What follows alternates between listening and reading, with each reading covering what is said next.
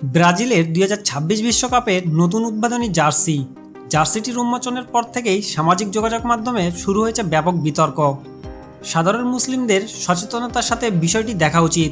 খেলায় ভিন্ন দলমত সমর্থন করতেই পারেন, কিন্তু এমন কিছু সমর্থন করা একজন মুসলিম হিসাবে উচিত নয় যা শয়তানের দরজাকে খুলে দেয়।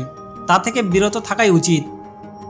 বর্তমানে ব্রাজিলের জার্সিতে বাল দেবতার সাথে সামঞ্জস্য কিছু দেখা যায়, যা নিয়ে অনেক নেটিজেন দাবি করেছেন জার্সির নীল এবং সবুজ জ্যামিতিক নকশার মধ্যে শয়তান বা প্রাচীন বাল দেবতার মতো একটি প্রতীকী লুকিয়ে রয়েছে। কেউ কেউ আবার বলেছেন নির্দিষ্ট কোণ থেকে দেখলে সেখানে ছাগলের মাথার মতো একটি আকৃতি দেখা যায়, যা অশুভ শক্তির প্রতীক হিসাবে ব্যাখ্যা করেছেন অনেকে। এই দাবি খুব দ্রুতই ফেসবুক, ইনস্টাগ্রাম, টিকটক সহ বিভিন্ন সোশ্যাল মিডিয়ায় ভাইরাল হয়ে যায়। ফলে শুধু ফুটবল ভক্ত নয়, ধর্মীয় ও সামাজিক বিভিন্ন মহলেও শুরু হয় তীব্র আলোচনা ও সমালোচনা। এছাড়া জার্সি উন্মোচনের প্রচারণামূলক ভিডিও নিয়েও প্রশ্ন উঠেছে।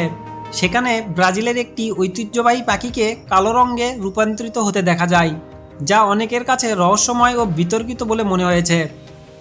তবে এই সব অভিযোগের জবাব দিয়েছে জার্সি প্রস্তুতকারী প্রতিষ্ঠান নাইকি। তাদের দাবি এই ডিজাইনের সঙ্গে কোনো ধরনের শয়তান বা ধর্মীয় প্রতীকের সম্পর্ক নেই, বরং এটি ব্রাজিলের প্রকৃতি, সংস্কৃতি ও স্থানীয় বিষাক্ত ব্যাঙের চামড়ার নকশা থেকে অনুপ্রাণিত হয়ে তৈরি করা হয়েছে।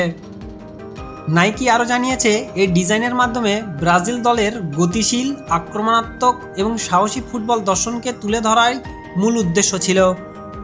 সব মিলিয়ে একটি জার্সিকে ঘিরে তৈরি হয়েছে বড় বিতর্ক এবং কৌতূহল, যা এখন বিশ্ব ফুটবল মহলে আলোচনার শীর্ষে।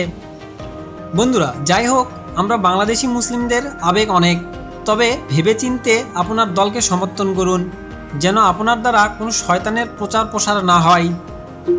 আর ভিডিওটি ভালো লাগলে অবশ্যই লাইক, কমেন্ট এবং শেয়ার করুন। ধন্যবাদ।